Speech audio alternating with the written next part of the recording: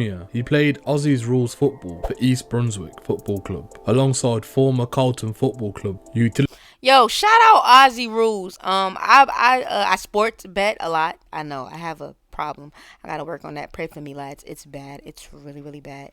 But I say that to say I be betting on y'all teams, cause I be waking up at like 6 o'clock in the morning and shit, and that's around the time like y'all be playing and all that, and I be losing my money on some teams. So y'all gotta let me know what team is good for real. Let me know, lad. Drop a comment for real, for real, and we could watch the games together. You know, and you guys could help me win my bets. I don't know, but yeah. Utility player. Shout out to the lads, yo lads. Y'all see I got some new headphones. Y'all peep? They alright, right? They alright, you know what I mean? It's pretty dope. Shout out to my shorty. She copped these for me. Let me not yell and like, you know, scream in y'all ears like I always do. Let me back the fuck up too. Get comfortable and shit. The fuck? Alright. Anyway, so Tony Mokbel, right? Fat Tony? Apparently he's this lad that was running the muck back in the day, you know what I mean? I heard he got all the shorties, all the money, you know what I mean? Back in the day, he was one of them once. So one of the lads put me on to him, and I was like, yo, I watched the news clip, and I was like, yo, I need to see more. Y'all know me. So I did my research, and we ended up here, right? So shout out to Street Crime Australia. Subscribe for that vibe. Yo, and join that membership. Starts at $1. You get your videos first. All that good shit. Cause I'm trying to mess up the mic and shit. Alright, let's go. Let's get it.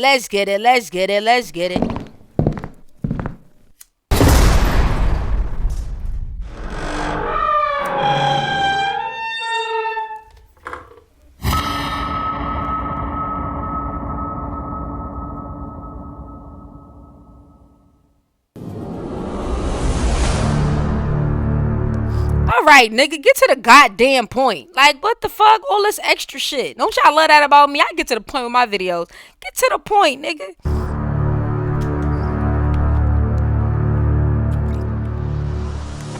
Hello and welcome to the Street Crime Australia YouTube channel. Please don't forget to like, share, comment and subscribe. Today we're going to be looking at the case of Tony Mokbel. Antonios Saji Mokbel was born on the 11th of August 1965 and is a well-known Australian criminal who's been convicted for a number of offences, but most prominently of all was a commercial drug trafficker. Tony Mokbel. He has spent most of his life in Melbourne, Australia.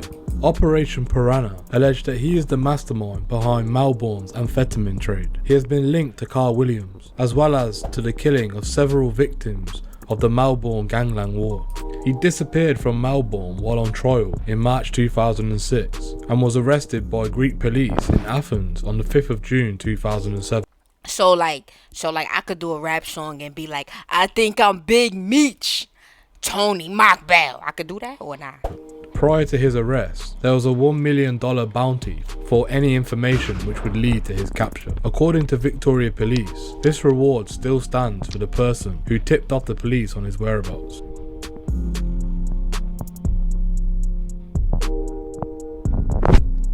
Ain't nobody about to come forward and collect that reward, cause niggas is scared, you know what I mean? Come on. Goddamn dogs, snitching ass niggas.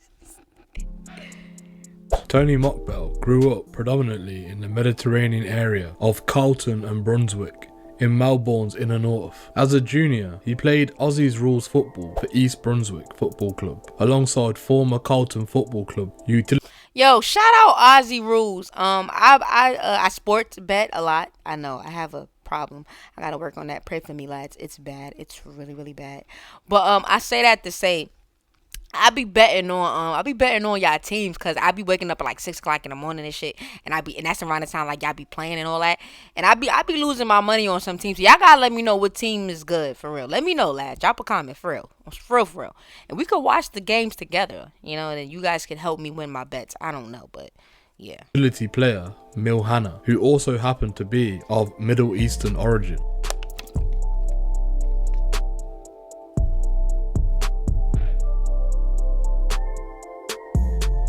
It has been alleged that in late 2002, there was a meeting of more than 10 Melbourne organised crime figures in Carlton. At that meeting, it is said that Mr. Mokbel was beaten nearly to death by Nick Radev's bodyguard, Western Australian Troy McCanty, who was a member of the Coughing Cheetahs motorcycle gang. Yo, he looked like he give it up.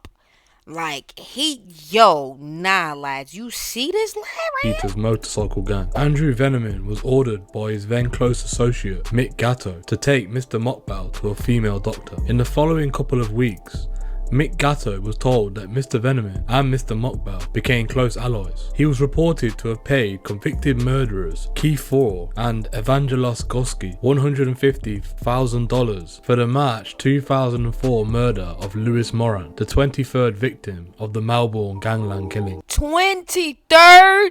Them niggas knocked 23 people head off their shoulders? That's crazy.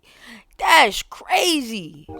After an investigation by Operation Piranha, Mr. Mokbel was charged with Mr. Moran's murder. He was also charged with the October 2003 murder of Michael Marshall in South Yarra. Mr. Mokbel May he rest in peace. This is crazy.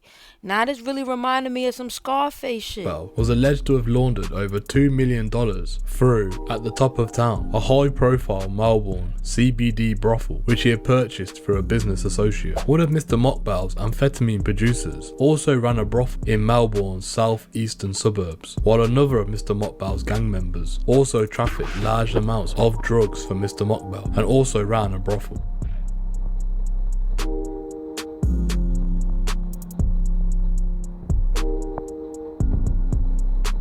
Mr. Mokbel made every effort to avoid extradition to Australia. He unsuccessfully made applications in Australia to cancel the Australian extradition attempt. At the same time, Lebanese authorities foreshadowed making their extradition request to the Greek courts. It is not known how Mr. Mokbel could have committed any significant crime that could be tried in or on behalf of Lebanon. Greek authorities indicated the serious nature of the charges to be faced in Australia would see extradition to Australia take priority over Greek prosecution of the lesser fraud and corruption charges. On the 18th of March 2008, the Supreme Court in Athens granted Australia's request for his extradition. The Greek justice they was like, nah, we gotta speed this up.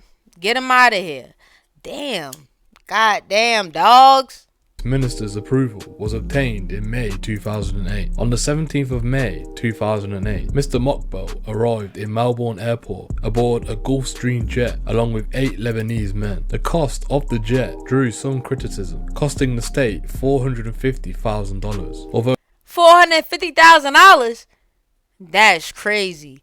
This where the money be going, and they wonder why niggas is poor, strung out, ain't got no home, no nothing. So the Victorian state intends to regain the cost from Mr. Mokbel's criminal earnings. On the 27th of February 2012, it was reported that Mr. Mokbel has suffered a mild heart attack whilst in prison. On the 3rd of July 2012, Mr. Mokbel... Yo, I like when y'all say shit like that, whilst in prison, whilst walking down the street, whilst yo, I'm about to go get me some shorties whilst chilling in Australia. Can I say that? That makes sense?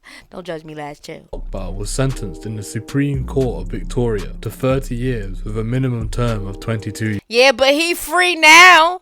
Cause I just watched a news clip. So on the 11th of February 2019, Mr. Mokbel was stabbed in Barwon prison. Thank you for joining us today. What are your opinions? Yo, my opinion is this reminded me of Scarface. I'm about to Google Fat Tony for real. I feel like I heard that name before, yo.